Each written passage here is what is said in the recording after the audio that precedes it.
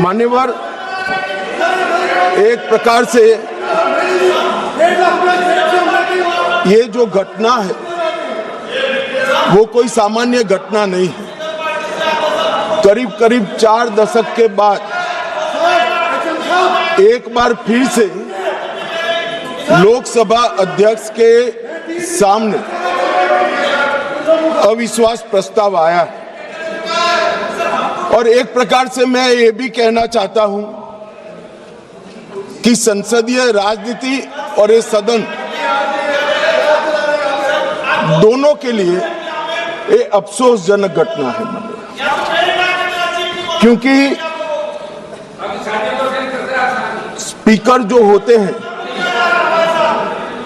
वो किसी दल के नहीं होते, सदन के होते हैं और एक प्रकार से सदन के सभी सदस्यों के अधिकार के वो संरक्षक भी होते हैं। उनके सामने अविश्वास प्रस्ताव कोई साहजिक घटना नहीं है। फिर भी 10 घंटे तय हुए थे मान्यवर, 10 घंटे से ज्यादा चर्चा हुई है।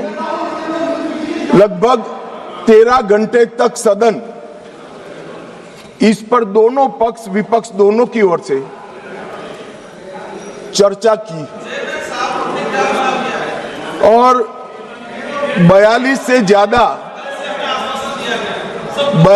ज्यादा सांसदों ने इसमें हिस्सा लिया है। मान्यवर, मैं पूरे सदन को बताना चाहता हूं कि स्पीकर की नियुक्ति जब हुई, अभी के विद्यमान स्पीकर साहब की जब नियुक्ति हुई, तब दोनों दलों के नेता ने एक साथ उनको आसन पर बिठाने का काम किया। इसका मतलब है स्पीकर को अपने दायित्वों के निर्वहन के लिए पक्ष और प्रतिपक्ष दोनों ने एक प्रकार से मुक्त माहौल भी देना है और दायित्वों के निर्वहन के लिए उनका समर्थन भी करना है।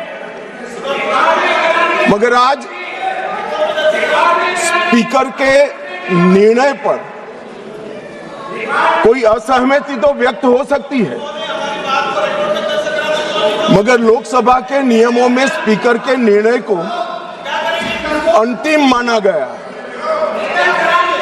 मान्यवर, इससे विपरीत विपक्ष ने स्पीकर की निष्ठा पर सवालिया निशान खड़ा किया और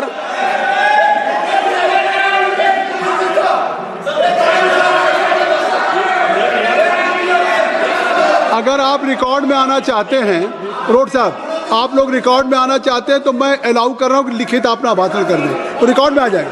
लिखित, आप लिखित भाषण दे दें, रिकॉर्ड में आ जाएगा। अभी जब तक गृह मंत्री जी बोल रहे हैं आप लिखित दे देंगे। गृह मंत्री जी अब हो गई, आपको ले करने के लिए परमिशन दे दिया इंजीनियर साहब, ले कर दीजिए। ठीक है, बैठिए। राजकुमार हो गया भैया, सुन लिया, देख लिया सबने। मान्यवर, ये लोकसभा भारत के लोकतंत्र की सबसे बड़ी पंचायत है और न केवल भारत, दुनिया भर में हमारी लोकतंत्र की एक साख बनी है, प्रतिष्ठा बनी है और पूरी दुनिया ये लोकतंत्र की प्रतिष्ठा को स्वीकार करती है। जब इस पंचायत के मुखिया पर, इसके अभिभावक पर, उसकी निष्ठा पर सवालिया निशान लगता है तो केवल देश में नहीं, पूरी दुनिया में हमारी लोकतांत्रिक प्रक्रिया पर सवाल खड़े होते हैं। इसलिए आमतौर पर कभी स्पीकर के सामने अविश्वास प्रस्ताव नहीं आता है। चैम्बर में जाकर उनसे बात हो सकती है। स्पीकर दोनों दल को एक सदस्यों की संयुक्त बैठक भी बुलाते हैं, उसमें मध्यस्थता भी करते हैं और सारे इश्यू रिजॉल्व होते हैं। मगर यहां अजीब दृश्य खड़ा हुआ है। चैम्बर में जाते हैं तो स्पीकर साहब की सुरक्षा को चिंता और न हो इस प्रकार का माहौल खड़ा कर दिया जाता है। इससे शर्मनाक कोई चीज नहीं हो सकती। अब किस प्रकार की व्यवस्था चाहते हैं? स्पीकर का पद पार्टी से ऊपर उठाकर संविधान ने स्पीकर के पद को एक प्रकार से मध्यस्थी की भूमिका में रखा है। आपने मध्यस्थता करने वालों पर ही शंका के सवाल उठा दिए। मैं बाद में आता हूं कि क्यों उठाए, परंतु मान्यवर 75 साल से हमारे ये दोनों सदनों ने हमारे लोकतंत्र की नींव को पाताल से गहरा पहुंचाया है, और वो नींव जो पाताल से गहरी पहुंची है, इसकी साख पर विपक्ष ने आज एक प्रकार से सवालिया निशान। मान्यवर, मैं आज विपक्ष ने जो सवाल उठाए हैं उस पर भी बाद में बात करूंगा, मगर मैं पहले कहना चाहता हूं मान्यवर, हमारा जो स्पिरिट है और जो इस सदन का एक प्रकार से इतिहास भी है, सदन आपसी विश्वास से चलता है।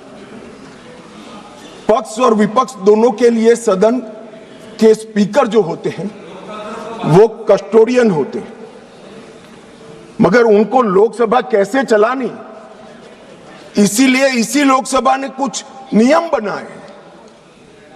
हम हमारे अधिकार के लिए बात कर सकते हैं, हम भी कर सकते हैं, विपक्ष के मित्र भी कर सकते हैं, मगर ये सदन कोई मेला नहीं है। सदन के अंदर सदन के चलाने के नियमों के अनुसार खड़ा होकर बोलना पड़ता है। मानिए, जो सदन के नियम परमिट नहीं करते हैं उस हिसाब से बोलने का किसी को अधिकार नहीं है, कोई भी हो इसको अधिकार नहीं है। जब आप सदन के नियमों को, लोकसभा को चलाने के नियमों को नजरअंदाज करोगे तो स्पीकर का पवित्र दायित्व है कि कोई भी सदस्य हो इसको रोके, टोके और निकाल कर बाहर करे। माने, और ये जो अधिकार है वो कोई ये कह रहे हैं कि भाजपा आई तो ये होगा, एनडीए आया तो ये होगा। हमारे समय में नियम नहीं बने भाई, ये नियम नेहरू जी के समय से चले आते हैं, और एक एक धारा मैं चर्चा करने के लिए तैयार हूं। कितनी बार कांग्रेस ने तोड़ी है मान्यवर, मगर वो तोड़े तो हम तोड़े ऐसा मेरा नहीं कहना है। मेरा इतना ही कहना है कि अधिकारों के संरक्षण के लिए तो हम सहमत हैं, परंतु नियमों का क्या? स्वच्छंदता से यहां नहीं बोला जा सकता। नियम अनुसार सबको बोलना पड़ता है।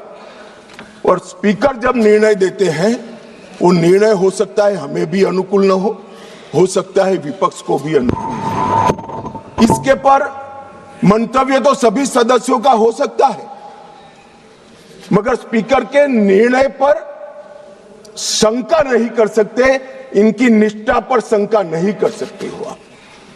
निर्णय कभी हमें अनुकूल लगेगा, कभी नहीं लगेगा, कभी लगेगा, कभी विपक्ष को अनुकूल लगेगा, नहीं लगेगा, मगर निर्णय से असहमति व्यक्त करने तक तो सभी लोग सहमत हो सकते हैं। मगर विपक्ष अगर निर्णय की निष्ठा पर सवाल खड़ा करता है तो मान्यवर ये बहुत दुर्भाग्यपूर्ण है और निंदनीय भी है। इसकी घोर निंदा हम इस सदन में खड़ा रहकर करते हैं। मान्यवर, जब आप अध्यक्ष की निष्ठा पर सवाल करते हो तो आप अजीब प्रकार की स्थिति का निर्माण कर देते हो। जिसको मध्यस्थता करनी है, जिसका संरक्षण अभी लोकसभा के कार्यकाल की समाप्ति तक आपको मांगना है, उसके पर ही आप निष्ठा पर सवाल कर देते हो।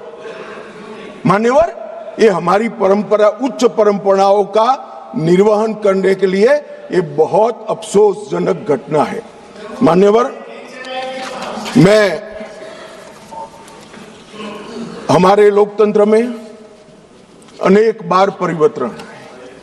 हमारी पार्टी की राजनीतिक यात्रा के जीवन में हम तो ज्यादातर वही